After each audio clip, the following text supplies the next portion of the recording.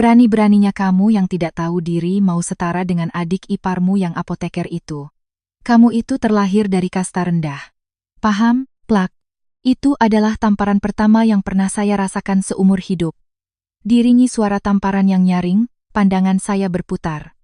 Dalam keheningan, terdengar tawa mengejek. Adik ipar saya, Rina, pura-pura terkejut sambil menutup mulut, tetapi matanya jelas-jelas mengejek saya. Pada saat itu, suami saya, Agus, yang biasanya penurut dan tak pernah membantah perkataan ibunya, tiba-tiba menendang meja makan dan berteriak, "Mulai hari ini, kita putus hubungan.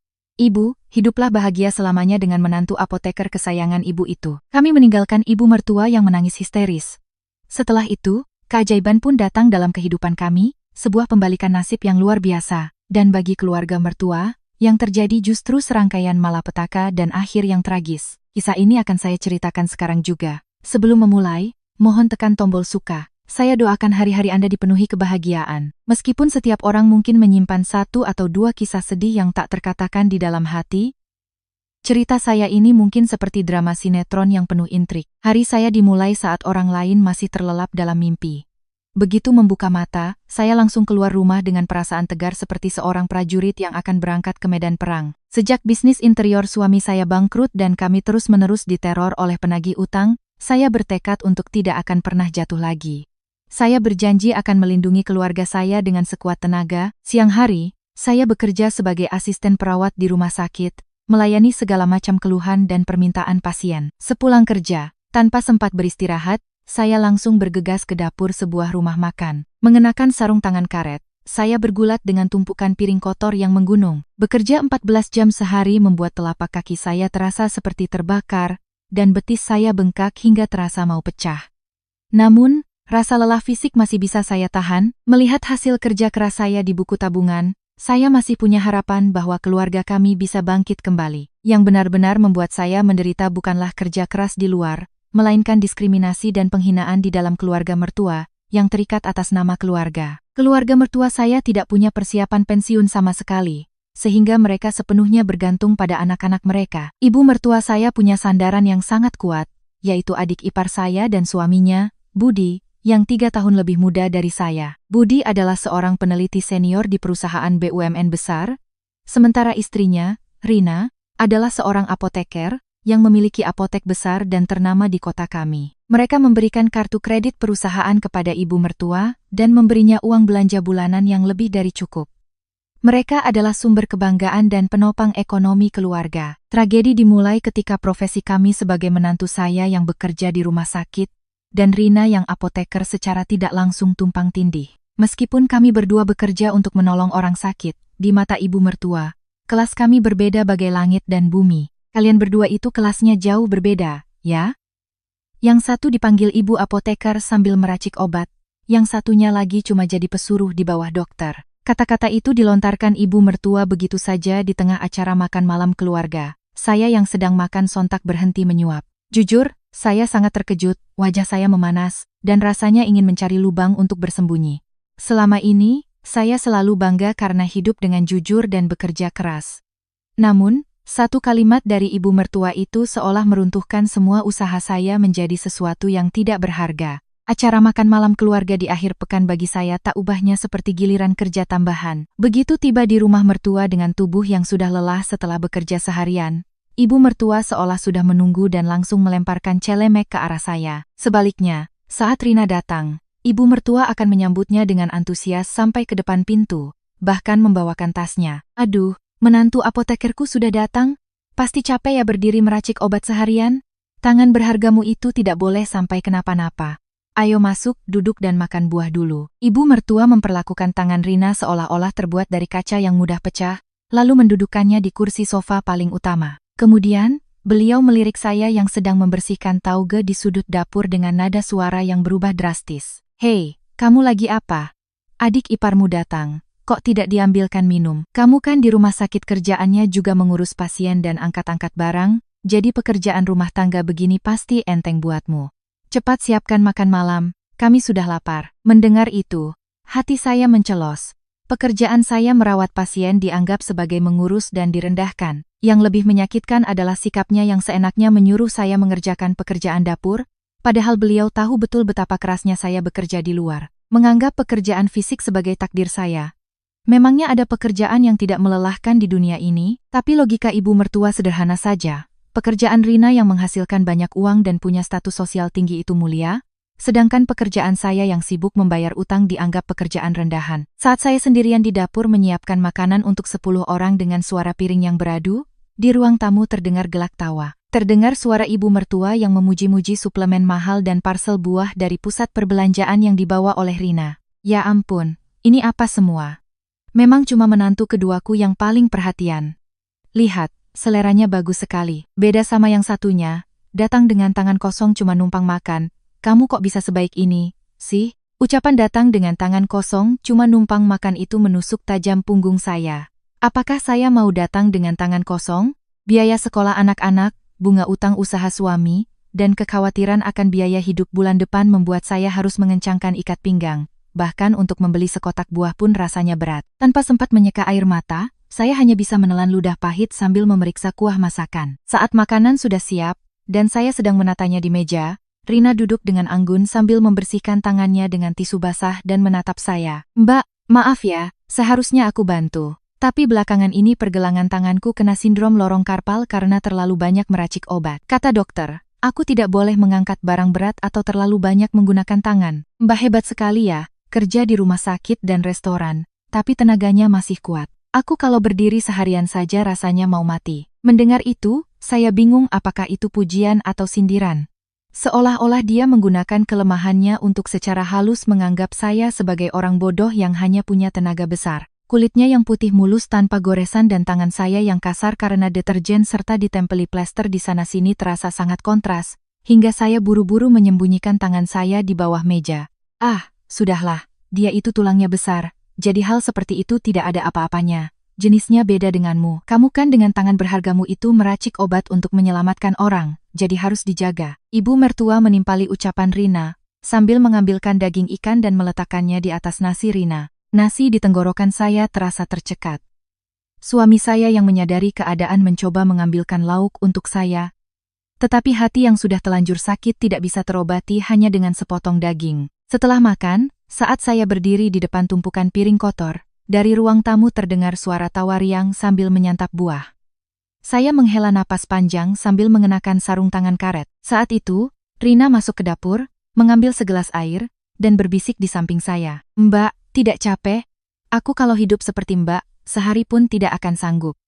Mbak benar-benar hebat. Oh ya, Mbak kan pintar masak. Nanti waktu aku syukuran rumah baru, Mbak bisa bantu kan? Aku tidak pintar masak. Tentu saja, nanti aku kasih upah. Seketika itu juga, piring yang sedang saya cuci hampir jatuh dari tangan. Memberi upah untuk datang membantu, sikapnya yang menganggap ini sebagai pekerjaan berbayar, bukan bantuan antar ipar, terasa sangat menghina. Sekalipun saya sedang butuh uang dan hidup susah, tetap ada etika dalam keluarga. Tapi sepertinya Rina menganggap saya bukan sebagai kakak ipar, melainkan tenaga kerja murah yang bisa disuruh-suruh saat dibutuhkan. Rina, apa maksudmu? Wajar kalau keluarga saling membantu, tapi berdeham upah. Kamu anggap aku ini pembantu? Ketika saya bertanya dengan suara bergetar, Rina membelalakan matanya dengan ekspresi seolah-olah dia benar-benar tidak mengerti. Loh, Mbak, kenapa ditanggapi begitu? Aku kan bilang begitu karena tahu kondisi Mbak lagi sulit. Zaman sekarang upah orang mahal, kan lebih baik aku kasih ke Mbak sebagai keluarga daripada ke orang lain. Maksudku murni karena niat baik. Loh, kalau Mbak tersinggung, ya maaf. Tanpa menunjukkan rasa bersalah sedikit pun, Rina mengangkat bahu dan kembali ke ruang tamu. Saya hanya bisa berdiri termangu menatap air yang mengalir. Amarah memuncak, tetapi tagihan kartu kredit dan biaya sekolah anak-anak yang harus segera dibayar membuat saya tidak bisa berbuat apa-apa. Saya merasa sangat kecil dan menyedihkan. Malam itu, dalam perjalanan pulang, saya hanya bisa menatap kosong keluar jendela. Suami saya menggenggam tangan saya dan berkata, "Maafkan aku, sabar sedikit lagi ya." Tetapi kata-kata penghiburannya tidak masuk ke telinga saya. Di kepala saya, yang terbayang hanyalah tatapan dingin ibu mertua dan senyum sinis Rina. Baiklah, sekarang aku memang tidak punya uang sehingga diremehkan. Tapi lihat saja nanti. Aku pasti akan sukses dan membuat kalian semua bungkam. Saya mengepalkan tangan dan bertekad. Tetapi saat itu saya belum tahu bahwa penghinaan dan diskriminasi dari ibu mertua dan Rina tidak akan berhenti di situ. melainkan akan berlanjut menjadi tindakan yang lebih berani dan mengerikan. Dan saya tidak pernah membayangkan betapa besar lagi penghinaan yang harus saya alami untuk melawan kesewenang-wenangan mereka. Akhir pekan berikutnya, ada panggilan lagi dari mertua. Kali ini, sepertinya ibu mertua sengaja memanggil saya untuk suatu tujuan. Begitu membuka pintu depan, aroma soto yang kental langsung tercium, dan di lantai ruang tamu berserakan berbagai macam bahan masakan. Ibu mertua yang sedang berbaring di sofa sambil menonton televisi, melihat saya dan langsung berkata, "Sudah datang? Bagus. Ibu mau buat soto untuk Rina, tapi pinggang ibu sakit sekali jadi tidak bisa bergerak. Kamu kan cekatan? Tolong siapkan semua bahan ini dan masak sampai matang ya," katanya Rina. Akhir-akhir ini staminanya menurun. Saya benar-benar tidak habis pikir. Beliau sendiri tidak mau bergerak sedikit pun, tapi menyuruh saya mengerjakan semua itu. Dan itu semua demi Rina yang selalu merendahkan saya. Saat saya ragu-ragu, ibu mertua melotot dan membentak. "Apa yang kamu lakukan? Berdiri bengong begitu. Kamu itu tidak punya apa-apa untuk dibanggakan selain badan yang kuat." Masa disuruh ibu mertua membantah? "Cepat ganti baju dan bersihkan bawang itu." Saya menahan amarah yang meluap-luap dan berjalan ke dapur. Sambil melihat tumpukan bawang di atas talenan, saya berpikir, apakah ini benar-benar keluarga? Atau aku ini hanya pembantu gratis di rumah ini? Tetapi saat itu saya belum tahu bahwa insiden soto ini hanyalah awal dari badai besar yang akan datang. Sindrom hari raya yang ditakuti oleh setiap menantu di Indonesia. Bagi saya, itu bukan hanya hari yang melelahkan secara fisik, tetapi juga hari di mana jiwa saya terkuras habis. Sehari sebelum Lebaran, saya harus bergegas ke rumah mertua sejak subuh dan langsung mengenakan celemek. Ibu mertua selalu punya alasan. Entah pinggangnya sakit atau kepalanya pusing, dan biasanya hanya berbaring di kamar. Akhirnya, dapur yang luas itu menjadi medan perang saya seorang diri. Bau minyak goreng yang meresap hingga ke pori-pori, menggoreng berbagai macam lauk, menumis sayuran, dan memasak opor. Tanpa terasa, matahari sudah terbenam dan di luar mulai gelap. Saat pinggang saya terasa seperti mau patah dan kaki bengkak hingga mati rasa, suara kunci pintu digital berbunyi nyaring. Ibu Rina datang. "Maaf telat, tadi macet sekali." Rina, dengan gaun cantiknya dan riasan lengkap, muncul sambil membawa banyak tas belanja. Ibu mertua yang tadinya berbaring, seolah-olah tidak pernah sakit, langsung bangkit dan berlari ke depan pintu. Di tangan Rina ada bingkisan daging sapi kualitas terbaik dan sekotak suplemen dari pusat perbelanjaan. Saya, dengan celemek penuh noda minyak, hanya bisa menyaksikannya dari sudut dapur. "Aduh, menantuku sayang, pasti capek ya di jalan. Kenapa repot-repot bawa banyak barang begini? Datang saja sudah cukup, kok." Ibu mertua memegang tangan Rina dan tidak mau melepaskannya. Pemandangan itu begitu mesra, hingga sejenak saya merasa bukan lagi anggota keluarga, melainkan pembantu yang sedang meminjam dapur orang lain. Baru saat itulah Rina melirik ke arah dapur, dengan wajah tanpa rasa bersalah sedikit pun. "Mbak, semuanya sudah disiapkan sendiri ya? Maaf sekali, aku baru bisa datang setelah apotek tutup. Ada yang bisa dibantu? Makanan sudah tertata rapi, dan yang tersisa hanya mencuci piring."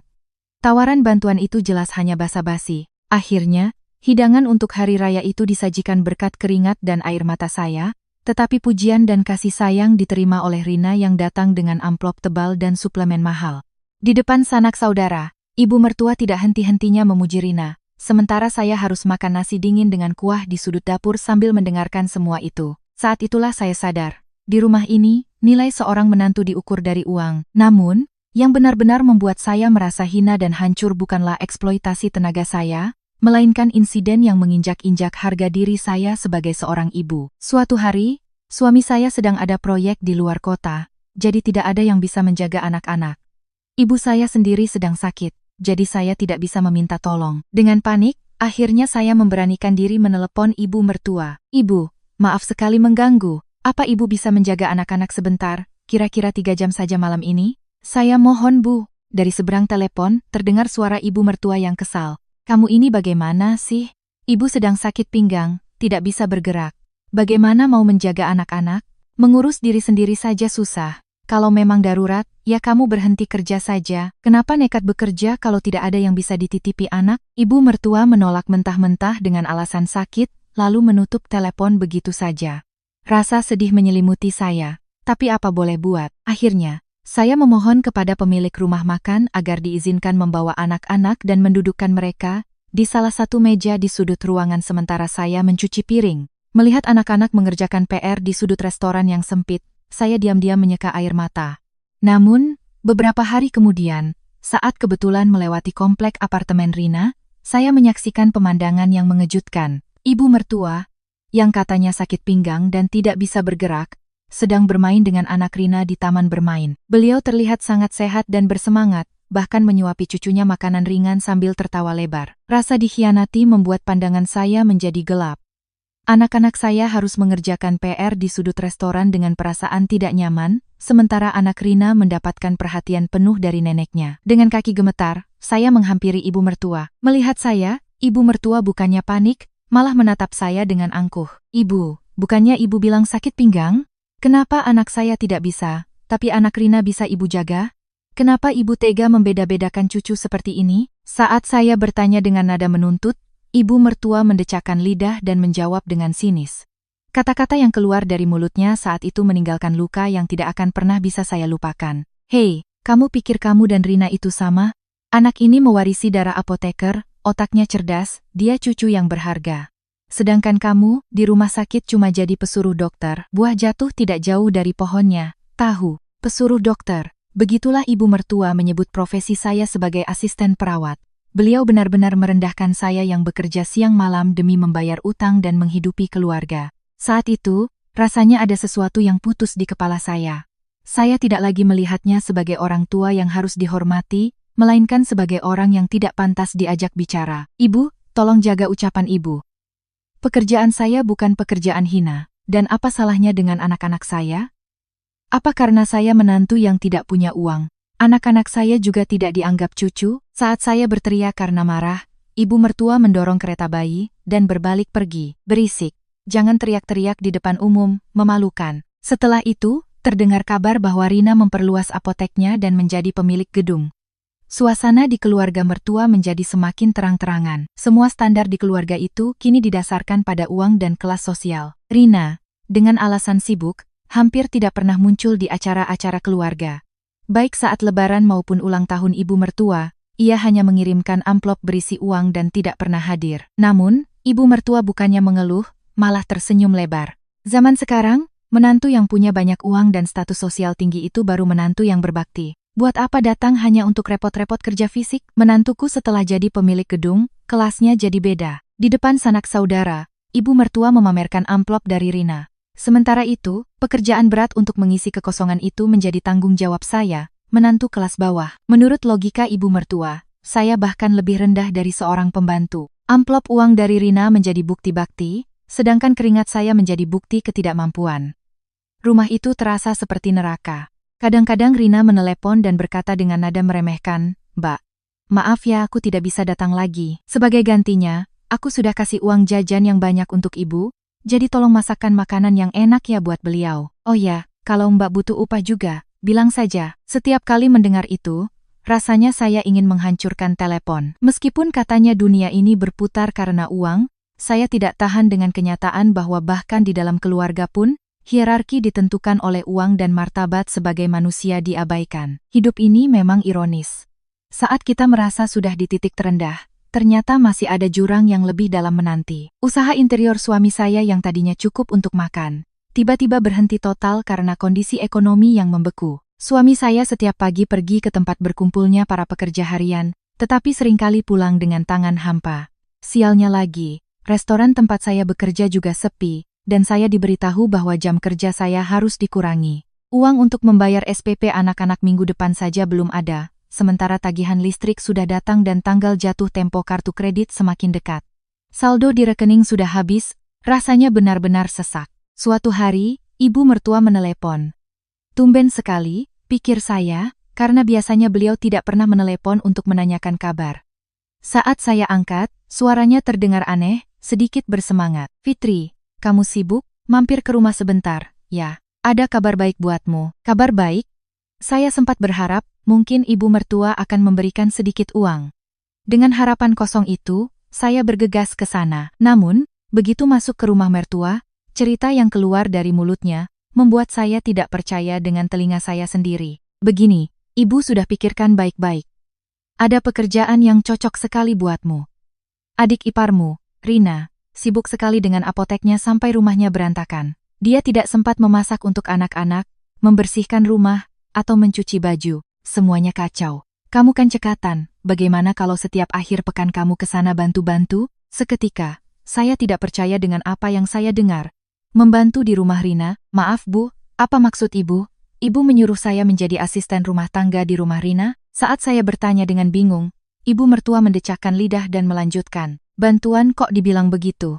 Kan keluarga saling membantu. Rina bilang akan memberimu upah 5 juta rupiah sebulan. Kamu mau cari di mana uang segitu hanya dengan kerja di akhir pekan? Lebih enak daripada cuci piring di restoran, kan?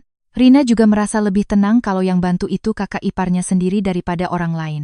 Setiap akhir pekan membersihkan rumah, mencuci baju, dan memasak untuk orang yang selama ini merendahkan saya, dan hanya dibayar 5 juta rupiah sebulan, jika dihitung per jam, upahnya bahkan di bawah upah minimum. Yang lebih penting, saya ini kakak iparnya. Bagaimana mungkin saya bekerja di rumah adik ipar dan menerima upah? Bu, sekalipun saya butuh uang, itu keterlaluan. Kakak ipar mau jadi pembantu di rumah adik ipar? Saya tidak mau. Saat saya menolak dengan tegas, raut wajah ibu mertua langsung berubah dingin. Harga diri. Kamu yang bingung cari uang untuk SPP anak-anak masih bicara harga diri? Harga diri bisa buat makan? Rina itu sengaja membuatkan pekerjaan untukmu karena kasihan, tapi kamu malah tidak tahu terima kasih dan sok jual mahal. Kamu ini benar-benar menolak rezeki, ya? Kasihan? Ini bukan kasihan, ini penghinaan. Namun, kenyataan bahwa besok saya harus membayar SPP anak sebesar 3 juta rupiah, dan saya tidak punya uang, membuat langkah saya tertahan. Jika saya ceritakan pada suami, dia hanya akan sedih. Meminta pada orang tua saya juga tidak mungkin. Saat saya memejamkan mata, wajah anak-anak saya terbayang. Akhirnya, saya menggigit bibir dan menundukkan kepala. Baik Bu, saya akan melakukannya. Akhir pekan itu, dengan hati yang berat seperti sapi yang akan dibawa ke rumah jagal, saya menekan bel apartemen Rina. Pintu terbuka, dan Rina muncul. Kondisi rumahnya benar-benar parah. Lantai ruang tamu penuh dengan mainan yang berserakan, wastafel penuh dengan piring kotor, dan di jemuran ada pakaian yang belum kering dan berbau apek. Mbak, sudah datang? Terima kasih banyak, ya. Belakangan ini aku sibuk sekali mengurus perluasan apotek sampai rumah jadi berantakan begini. Rina menyambut saya dengan ramah, tetapi di matanya ada rasa superioritas yang aneh.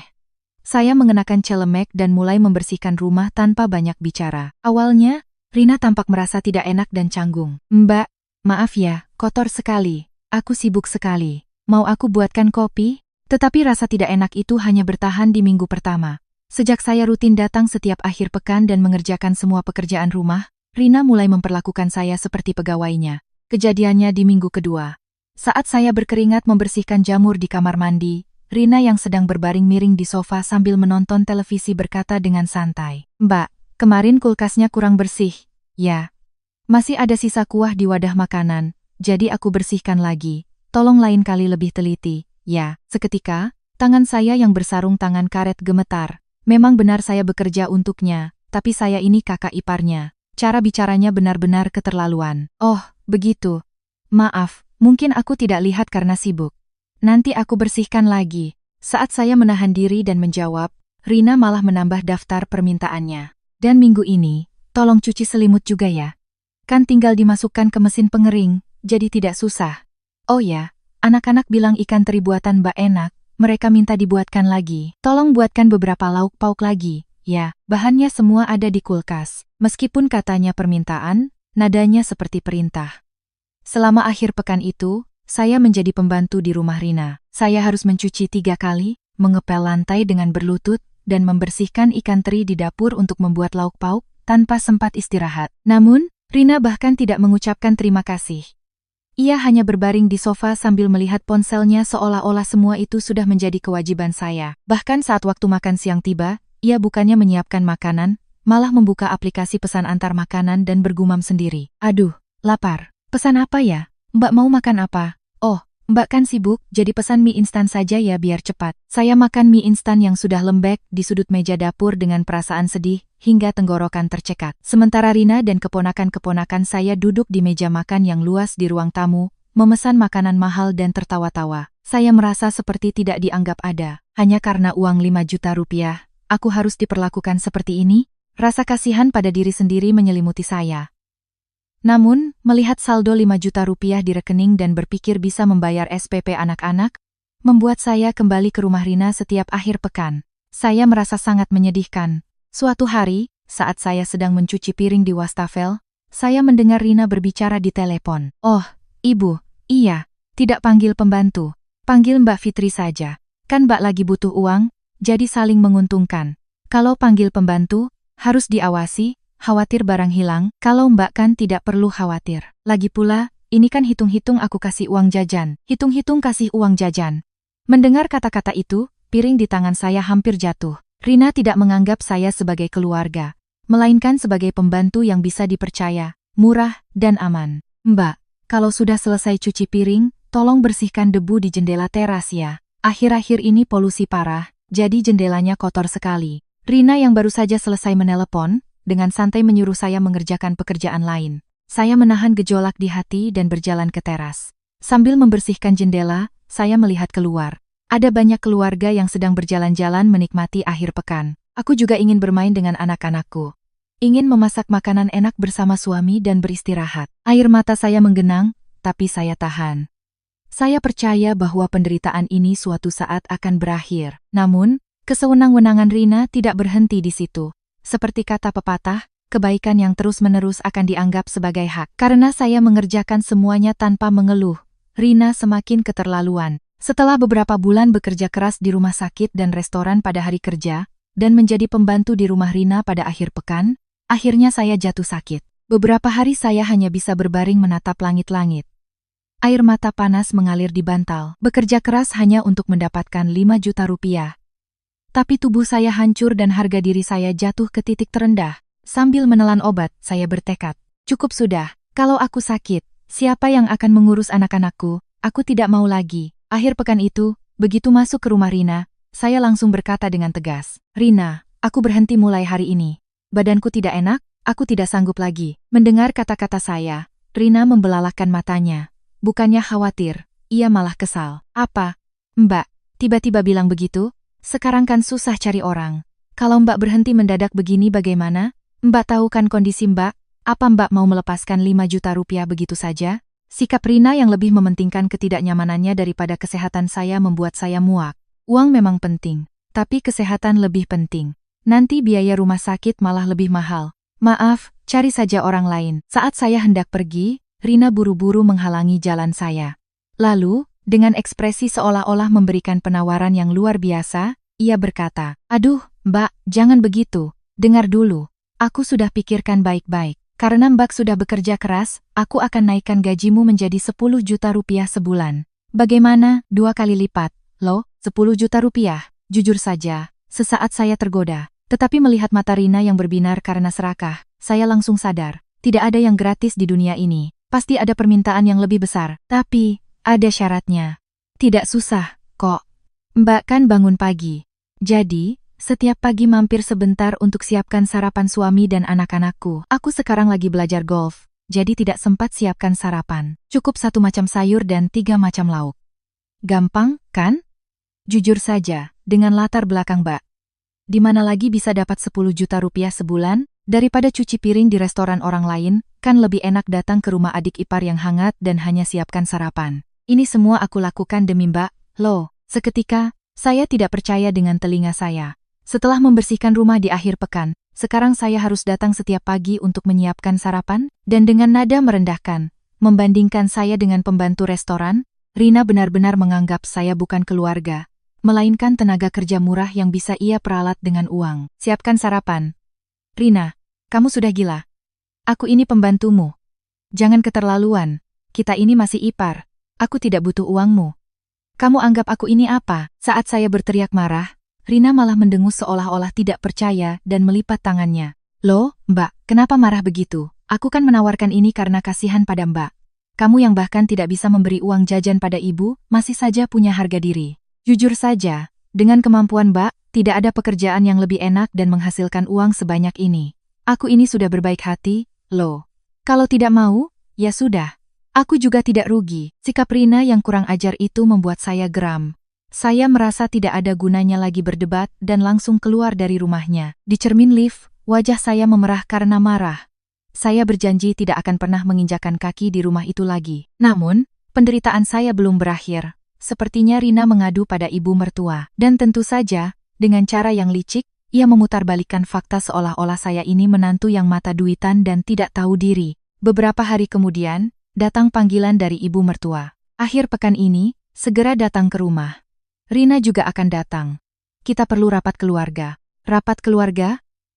Sebenarnya itu bukan rapat, melainkan pengadilan untuk saya. Saya tidak mau pergi, tapi kalau tidak datang, beliau pasti akan datang ke rumah saya.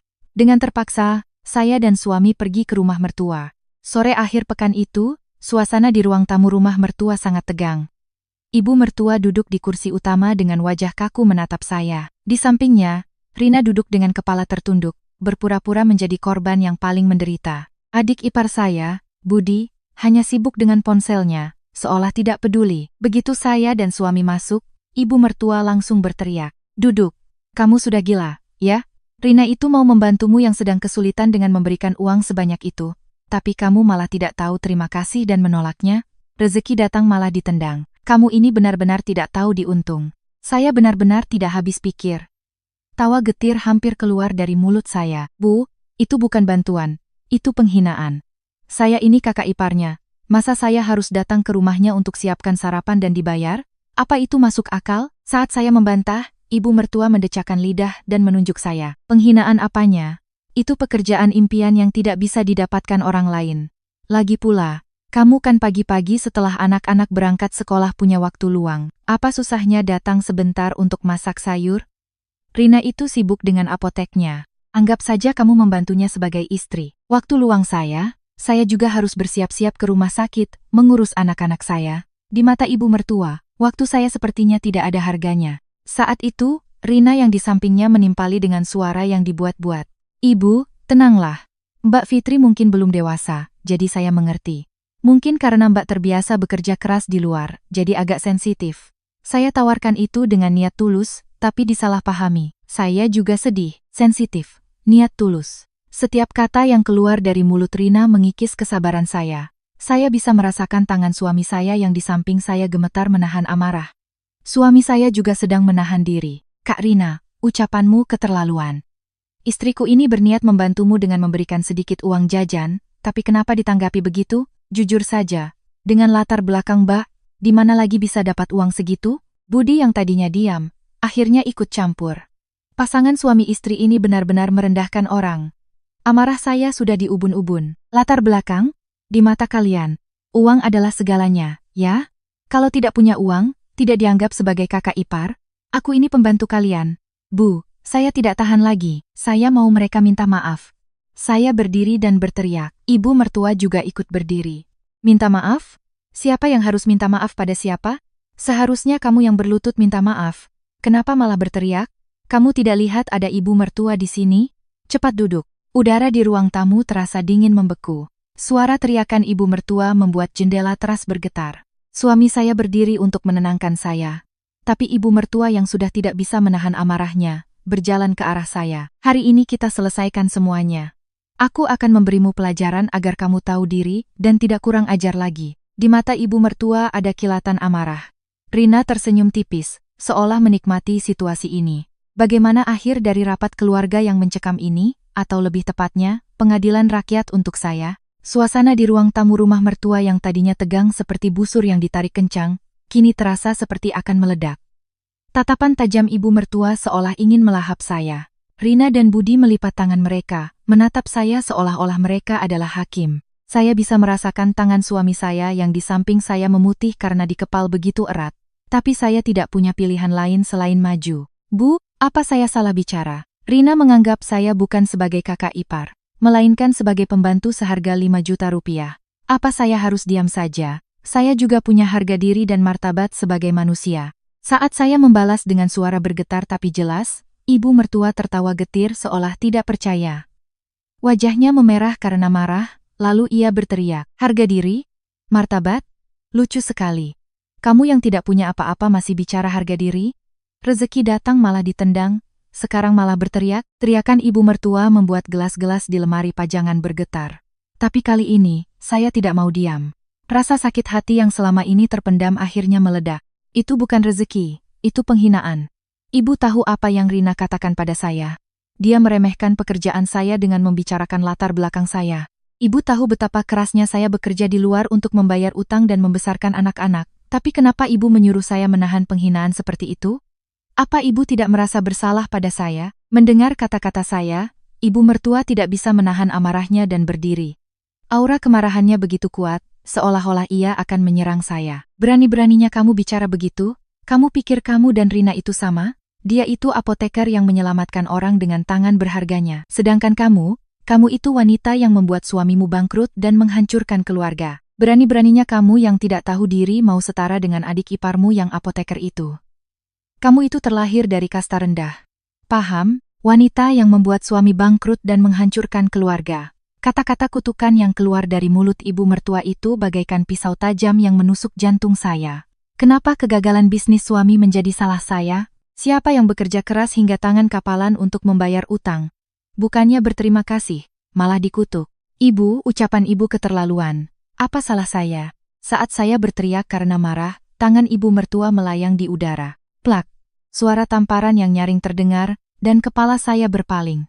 Kejadian itu begitu cepat, hingga saya lebih merasa bingung daripada sakit. Beberapa saat kemudian, pipi kiri saya terasa panas seperti terbakar. Ruang tamu menjadi hening seolah-olah disiram air dingin. Saya terlalu terkejut untuk menatap ibu mertua dan hanya bisa membeku. Saat saya melirik Rina, ekspresinya benar-benar menjijikkan. Ia pura-pura terkejut sambil menutup mulut, tapi matanya tersenyum. Senyum sinis yang seolah-olah berkata, "Rasakan." Saat itu, rasanya ada sesuatu yang putus di kepala saya. Sudah berakhir. Hubungan yang menyebalkan ini berakhir di sini. Saat saya memegangi pipi dan gemetar, terdengar suara gaduh di samping saya. Apa yang ibu lakukan? Itu suara suami saya. Suami saya yang biasanya penurut dan tidak pernah membantah perkataan ibunya, kini menendang meja makan dengan sekuat tenaga dan berdiri. Meja makan terbalik, piring buah pecah berkeping-keping, dan apel yang sudah dikupas menggelinding di lantai. Mata suami saya memerah, seolah-olah akan mengeluarkan air mata darah. Ibu baru saja memukul istriku, apa salahnya dia? Mendengar teriakan suaminya, ibu mertua sedikit terkejut, tapi kemudian ia membalas dengan angkuh. Berani-beraninya kamu membentak ibumu? Menantu kurang ajar berani melawan ibu mertua, masa aku diam saja? Kamu juga sadarlah. Kamu jadi begini karena membela wanita seperti dia. Mendengar kata-kata ibu mertua, suami saya tertawa getir, lalu menatap ibu mertua dan pasangan iparnya dengan tatapan tajam. Bangkrut. Itu semua salahku. Dia tidak salah apa-apa. Malah, saat aku terpuruk dalam utang, dia tidak lari dan bekerja keras untuk menghidupi keluarga kami. Dia adalah penolongku. Wanita yang kalian hina ini 100.000 kali lebih berharga daripada menantu apoteker kesayangan kalian itu. Suara suami saya terdengar seperti jeritan keputusasaan. Mendengar itu, rasa sakit karena ditampar pun hilang. Hati saya terasa sesak, dan air mata terus mengalir. Mas, tenanglah. Ibu kaget. Saat Budi mencoba menengahi, suami saya menatapnya tajam dan berteriak. Kamu juga sama. Kamu pikir kakak iparmu ini pembantumu? Kamu kasih uang 5 juta rupiah lalu kamu peralat dia sambil tertawa-tawa? Aku lihat semuanya. Saat istriku ditampar, istrimu itu tersenyum. Aku lihat dengan jelas. Rina baru pucat pasi dan mencoba membantah, tapi sudah terlambat. Suami saya menggenggam tangan saya erat-erat dan membantu saya berdiri. Genggamannya begitu kuat hingga tangan saya terasa sakit, tapi kehangatan itu menjadi satu-satunya penopang saya. Ayo pergi Fitri. Kita tidak perlu lagi diperlakukan seperti sampah. Suami saya menatap ibu mertua untuk terakhir kalinya dan berkata dengan dingin. Ibu, bukan, Anda. Sekarang seperti keinginan Anda, hiduplah bahagia selamanya dengan menantu apoteker kaya dan anak yang bekerja di perusahaan besar. Kita sekarang orang asing, jangan pernah berpikir untuk bertemu kami lagi sampai mati. Kita putus hubungan. Apa? Kamu mau memutuskan hubungan dengan ibumu demi wanita itu? Ibu mertua berteriak-teriak dan jatuh terduduk di lantai sambil menangis, tapi suami saya tidak menoleh ke belakang dan membawa saya keluar. Pintu depan tertutup dengan keras, dan waktu-waktu neraka di rumah mertua akhirnya berakhir. Selama di lift, suami saya tidak melepaskan tangan saya. Begitu masuk ke mobil, ia menundukkan kepala di setir dan menangis terseduh-seduh seperti anak kecil. Maafkan aku, Fitri. Maafkan aku. Karena aku tidak becus, kamu sampai ditampar. Maafkan aku, saya juga memeluk suami saya, dan kami menangis bersama. Bukan tangisan kesedihan, meskipun saya ditampar, suami saya yang selama ini saya pikir tidak akan pernah membela saya, akhirnya benar-benar melindungi saya. Dan perasaan lega karena akhirnya terbebas dari belenggu yang menyebalkan ini membuat air mata saya mengalir. Setelah itu, kami langsung pulang dan mulai bersiap-siap pindah. Suami saya memblokir semua nomor telepon keluarga mertua dan berpesan agar saya juga tidak pernah mengangkat telepon dari mereka. Kami mengambil uang jaminan sewa rumah dan mengambil pinjaman, lalu pindah ke tempat yang jaraknya 2 jam perjalanan dari rumah mertua.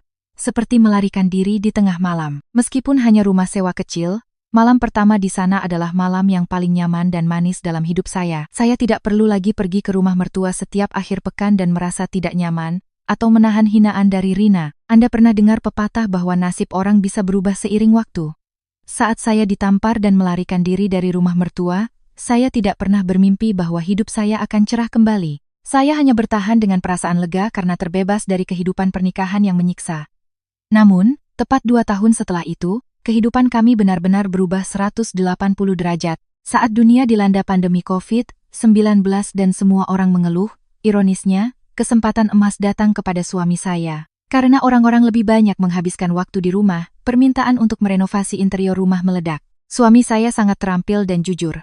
Ia tidak pernah menipu dalam menggunakan bahan bangunan. Ketulusannya akhirnya membuahkan hasil. Awalnya hanya perbaikan kecil di lingkungan sekitar, tapi karena hasil kerjanya yang sangat rapi, berita dari mulut ke mulut menyebar. Di forum-forum ibu-ibu dan komunitas lokal, ia dipuji sebagai pengusaha jujur dan tangan dewa. Tiba-tiba, pesanan menumpuk hingga 6 bulan ke depan. Ponsel suami saya terus berdering, dan ia harus menangani 3 proyek sekaligus hingga tidak punya waktu luang. Suatu malam, suami saya pulang dari lokasi proyek.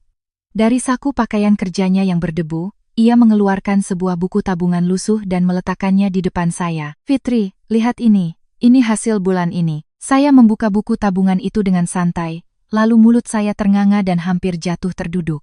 Di buku tabungan itu tercetak angka yang sangat besar, cukup untuk melunasi semua utang kami dan bahkan lebih. Angka yang belum pernah saya lihat seumur hidup. Saya menghitung nolnya berulang kali, tapi tetap tidak percaya. Saya hanya bisa menatap wajah suami saya dengan bingung. "Mas, ini uang apa?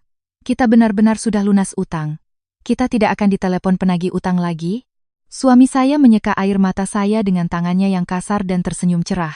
"Tentu saja lunas, bahkan lebih. Sekarang kita juga bisa hidup seperti orang lain. Selama ini kamu sudah menderita, aku akan membahagiakanmu seumur hidup untuk membalasnya. Terima kasih sudah percaya dan menemaniku." Kami saling berpelukan dan menangis.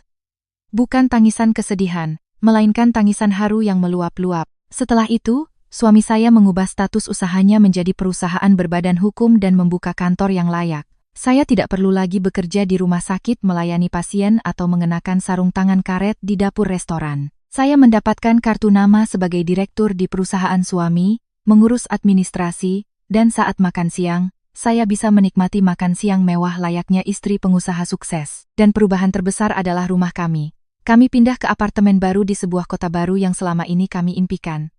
Dari jendela ruang tamu yang luas, terlihat pemandangan danau, lantainya terbuat dari marmer mewah. Rumah itu bagaikan istana bagi keluarga kami. Saat pindahan, setelah rumah dibersihkan dari bau cat baru, anak-anak berlarian di ruang tamu sambil bersorak-sorai. Melihat itu, rasanya saya memiliki seluruh dunia. "Ibu, sekarang kita punya kamar sendiri." Senang sekali. Mendengar tawa riang anak-anak, saya berdiri di dekat jendela teras dan bertekad.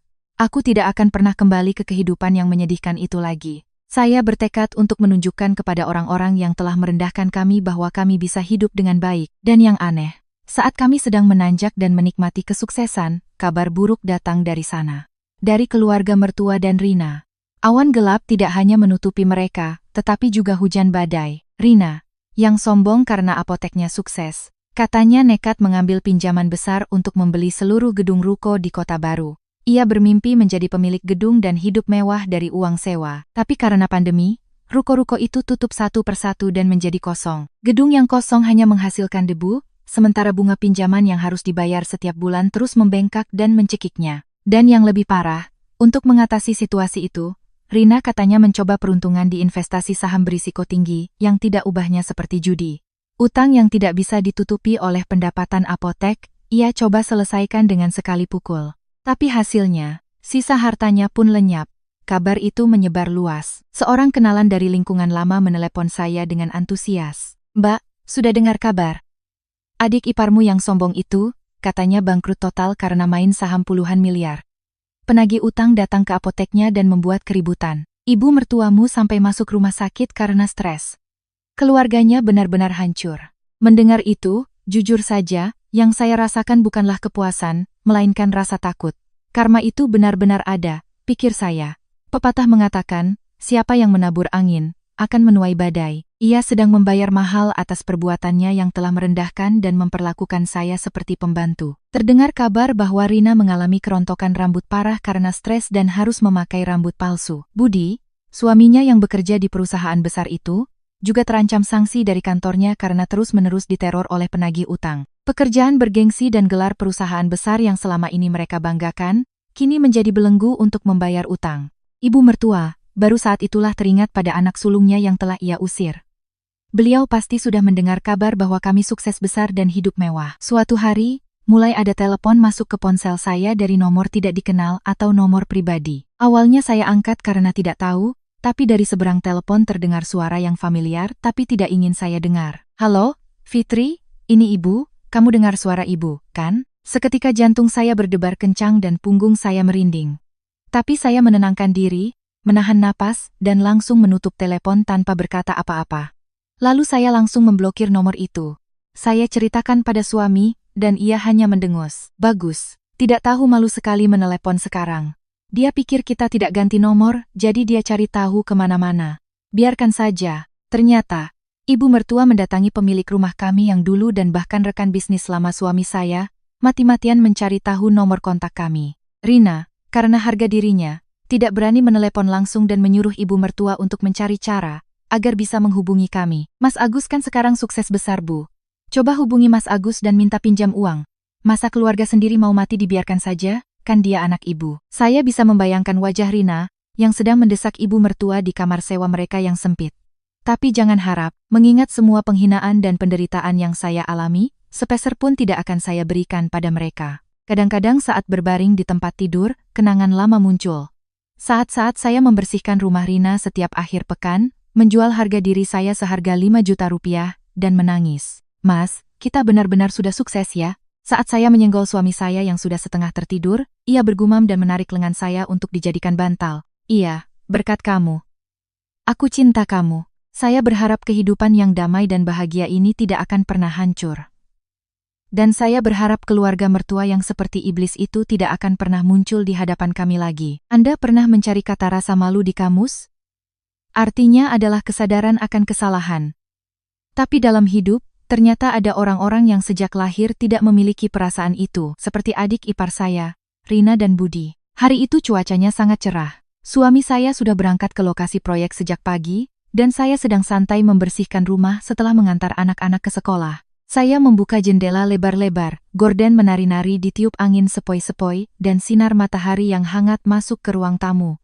Ah, inilah kebahagiaan, pikir saya. Saat saya hendak menikmati secangkir kopi sambil mendengarkan musik favorit, suara interkom memecah keheningan.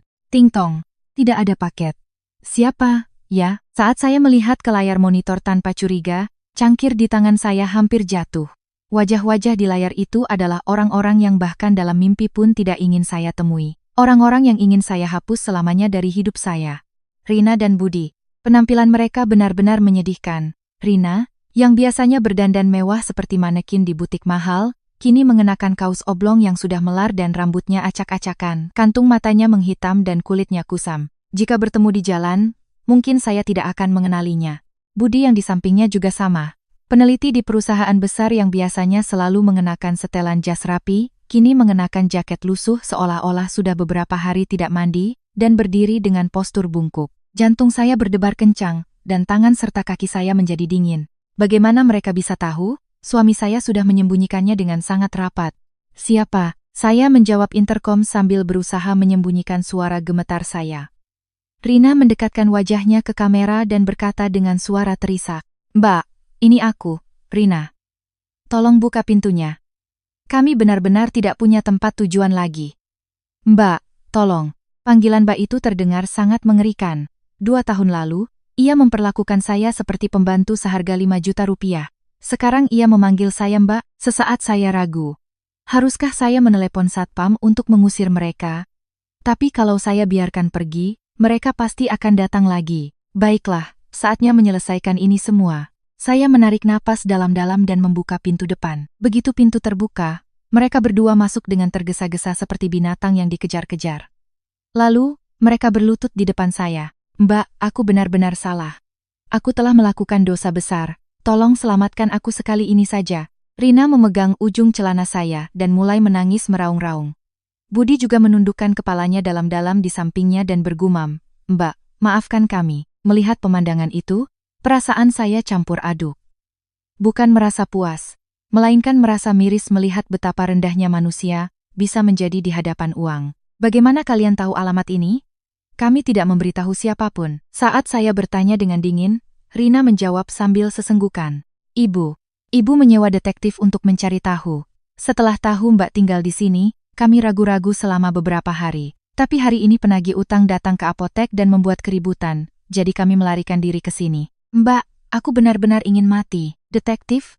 Saya benar-benar tidak habis pikir dengan kegigihan ibu mertua. Jadi, apa tujuan kalian ke sini? Pasti bukan untuk minta maaf, kan? Mendengar kata-kata saya, Rina melirik saya dengan hati-hati, lalu dengan suara lirih ia mengungkapkan niatnya yang sebenarnya. Mbak, bisakah aku pinjam 1 miliar rupiah untuk sementara? Atau 500 juta saja juga tidak apa-apa. Kalau aku tidak bisa membayar bunga sekarang, apotekku akan disita dan aku akan masuk daftar hitam. Bahkan sekarang bisnisnya sukses besar dan punya banyak uang. Kita kan keluarga. Ya? Tolong, 1 miliar rupiah. Bukan hanya meminjam nama, tapi meminjam 1 miliar rupiah. Dan itu dari orang yang pernah memperlakukan saya seperti pembantu seharga 5 juta rupiah. Rina, bukan, Mbak Lastri, kamu sudah gila. Sejak kapan kita jadi keluarga lagi? 2 tahun lalu di rumah mertua. Saat aku ditampar, aku masih ingat jelas ekspresimu. Saat aku diperlakukan seperti pembantu, kamu hanya mendengus. Sekarang kamu datang minta pinjam uang? Punya malu tidak? Saat saya membentak, Rina semakin menangis dan memohon. Mbak, waktu itu aku masih kekanak-kanakan. Aku gila. Aku akan kembalikan semuanya. Nanti aku akan kembalikan dengan bunganya. Tolong bantu aku sekali ini saja. Pikirkan anak-anak kami, mereka kelaparan. Saat ia membawa-bawa nama anak-anak, hati saya sedikit goyah. Sekalipun saya benci pada Rina, keponakan-keponakan saya tidak bersalah. Baiklah, mungkin aku harus memberinya sedikit uang untuk makan anak-anak. Saat saya ragu-ragu, terdengar suara kunci pintu digital terbuka. Tsring! Fitri, aku pulang. Hari ini selesai lebih awal. Itu suara suami saya yang baru pulang kerja. Di tangannya ada sekotak sushi kesukaan saya, dan makanan ringan untuk anak-anak. Ia masuk dengan ceria, lalu melihat 2 orang yang sedang berlutut di lantai ruang tamu dan membeku di tempat. Ini. Kenapa kalian di sini? Bagaimana kalian tahu? Raut wajah suami saya langsung berubah garang. Ia melempar sushi dan makanan ringan di tangannya ke lantai dan berjalan mendekat. Melihat aura kemarahannya, Rina dan Budi mundur. Mas, lama tidak bertemu. Apa kabar? Budi mencoba tersenyum canggung dan menyapa. Tapi suami saya tidak menjawab dan langsung mencengkeram kerah bajunya. Apa kabar? Berani-beraninya kamu bicara begitu? Cepat keluar dari rumahku. Sudah kubilang jangan muncul di hadapanku lagi. Teriakan suami saya menggema di seluruh rumah. Rina memegang kaki celana suami saya. Mas, tolong. Bantu kami sekali ini saja. Kami benar-benar tidak punya tempat tujuan. Pinjamkan 1 miliar rupiah saja. Kami akan menganggap Mas sebagai penolong seumur hidup. Ibu juga menderita di kamar sewa yang sempit. Mas kan anak sulung. Anak sulung tidak boleh menelantarkan orang tua dan adiknya. Lagi-lagi membawa-bawa status anak sulung. Suami saya tertawa getir dan menepis tangan Rina dengan kasar. Anak sulung. Hanya saat butuh uang saja aku jadi anak sulung. Saat aku bangkrut dan menderita, apa kalian pernah menganggapku sebagai manusia? Apa kalian pernah mentraktirku makan? Malah kalian memperalat, merendahkan, dan menghina istriku. Kalau kalian masih manusia, bagaimana bisa kalian datang ke sini dengan wajah tidak berdosa? Suami saya terengah-engah dan melontarkan kata-kata pedas yang tidak akan pernah saya lupakan. Dan kamu, Rina, saat Fitri ditampar, tatapanmu, senyum sinismu itu, aku ingat dengan jelas. Berapa banyak air mata yang sudah istriku teteskan? Sekarang kamu pura-pura menangis, menjijikkan. Hentikan dan cepat pergi. Rina pucat pasi dan hanya bisa gemetar tanpa bisa berkata apa-apa. Jangan harap dapat uang. Daripada memberikan uang pada kalian, lebih baik aku buang di jalan atau sumbangkan. Sepeser pun tidak akan aku berikan. Kalau butuh uang, Minta saja pada ibumu yang sangat kalian sayangi itu. Suami saya melontarkan kata-kata tajam seperti menabur garam, atau lebih tepatnya, menyiram asam, lalu membuka pintu depan lebar-lebar. Keluar. Kalau tidak keluar dalam hitungan ketiga, aku panggil polisi. Kalau tidak mau masuk penjara karena masuk tanpa izin, cepat keluar. Saat suami saya mulai menghitung, Budi yang pertama kali menarik Rina berdiri. Sayang, ayo pergi. Mas sepertinya benar-benar akan memanggil polisi. Kita pergi dulu. Tidak, aku tidak mau pergi. Kalau kita keluar dari sini, kita akan mati. Mas, tolong. Rina memberontak dan berteriak, tapi suami saya tidak bergeming. 2. Saat suami saya mengeluarkan ponsel dan hendak menekan nomor 112, Budi pucat pasi dan menyeret Rina keluar. Sambil diseret keluar, Rina masih sempat mengutuk, "Mbak, keterlaluan. Kalian akan kena batunya." Tapi bagi saya, penampilannya itu tidak menakutkan, melainkan menyedihkan. 3. Brak, pintu depan tertutup dengan keras, dan kedamaian kembali ke rumah kami. Suami saya mengunci pintu, tapi amarahnya sepertinya belum reda. Ia masih terengah-engah. Saya mendekat dengan tenang dan mengelus punggungnya. "Mas, tenanglah. Mereka sudah pergi. Mereka tidak akan datang lagi." Suami saya menarik saya ke dalam pelukannya, menundukkan kepala di bahu saya, dan menghela napas panjang. "Maafkan aku, Fitri. Karena aku tidak becus, orang-orang seperti mereka datang lagi. Kamu pasti kaget, kan? Kamu tidak apa-apa?" "Aku tidak apa-apa. Berkat kamu, aku malah merasa lega. Tadi waktu kamu bilang minta saja pada ibumu, aku hampir bertepuk tangan." Kami saling berpandangan dan tersenyum getir. Sedih rasanya harus berakhir seperti ini dengan saudara kandung, tapi itu adalah akibat dari perbuatan mereka sendiri, jadi apa boleh buat. Setelah hari itu, keluarga Rina benar-benar hancur berantakan. Setelah ditolak oleh suami saya, mereka terus-menerus diteror oleh penagih utang, hingga akhirnya harus menjual rumah dan apotek mereka dengan harga murah untuk melunasi utang. Budi dipecat dari pekerjaannya karena terus-menerus ditelepon oleh penagih utang di kantor. Kabarnya, sekarang ia menjadi sopir taksi online untuk bertahan hidup. Dan bagaimana dengan ibu mertua yang sombong itu? Katanya, ia ikut tinggal bersama keluarga Rina di sebuah kamar kontrakan di gang sempit dengan uang jaminan 5 juta rupiah dan sewa bulanan 300 ribu rupiah. Di kamar sempit itu, menantu dan ibu mertua setiap hari bertengkar hingga jambak-jambakan, dan suaranya terdengar sampai ke seluruh lingkungan. "Kamu wanita yang telah menghancurkan anakku, kembalikan uangku. Ibu kan yang menyuruhku investasi. Ini semua karena orang tua pikun sepertimu." Setiap kali mendengar kabar mereka yang saling menyalahkan dan menjalani hari-hari seperti di neraka, saya merasa lega sekaligus sedih. Hanya karena uang, hanya karena keluarga, kenapa harus sampai serendah itu? Tapi satu hal yang pasti, karma itu ada. Mereka sedang membayar mahal atas perbuatan mereka, bahkan lebih pedih dari air mata yang pernah saya teteskan. Saya tidak mau lagi terikat pada kenangan pahit di masa lalu. Di samping saya ada suami yang setia dan anak-anak yang saya cintai. Dalam hidup ada saat-saat yang aneh. Kenangan yang dulu terasa begitu menyakitkan, kini perlahan memudar. Malah, kadang saya berpikir, seandainya kejadian itu tidak terjadi, apakah saya akan menjadi seperti sekarang ini? Bagi saya, hari di mana saya ditampar oleh ibu mertua adalah momen seperti itu. Sekarang, saya duduk di sofa ruang tamu sambil menatap matahari terbenam. Aroma wangi dari buket bunga yang dibawakan suami saya sepulang kerja tercium, dan dari dapur terdengar suara anak-anak yang sedang berceloteh sambil makan camilan. Pemandangan yang damai dan hangat ini, dulu saya pikir bukan milik saya. Di masa-masa ketika saya setiap hari diteror oleh penagih utang dan hidup dalam tekanan di rumah mertua, kemewahan seperti ini bahkan tidak berani saya bayangkan. Tapi sekarang berbeda, saya bisa dengan santai mengantar suami dan anak-anak, berolahraga, menikmati hobi, dan menghabiskan waktu untuk diri sendiri. Kadang-kadang, melalui teman lama, saya mendengar kabar tentang keluarga mertua. "Mbak, tahu tidak? Katanya mereka mau diusir dari kontrakan, dan menantunya kabur." Ibu mertuanya sampai jambak-jambakan dengan menantunya dan polisi datang. Keluarganya benar-benar kacau. Orang-orang mendecakkan lidah dan bergosip, tapi saya tidak merasakan apa-apa saat mendengar cerita itu. Dulu mungkin saya akan tapi sekarang saya akan bertepuk tangan dan merasa puas. Tapi sekarang saya hanya menanggapinya seperti menonton kebakaran di rumah orang lain, tanpa emosi. Bahkan rasa kasihan pun terasa sia-sia. Mereka hanyalah bagian dari masa lalu yang tidak ingin saya temui lagi.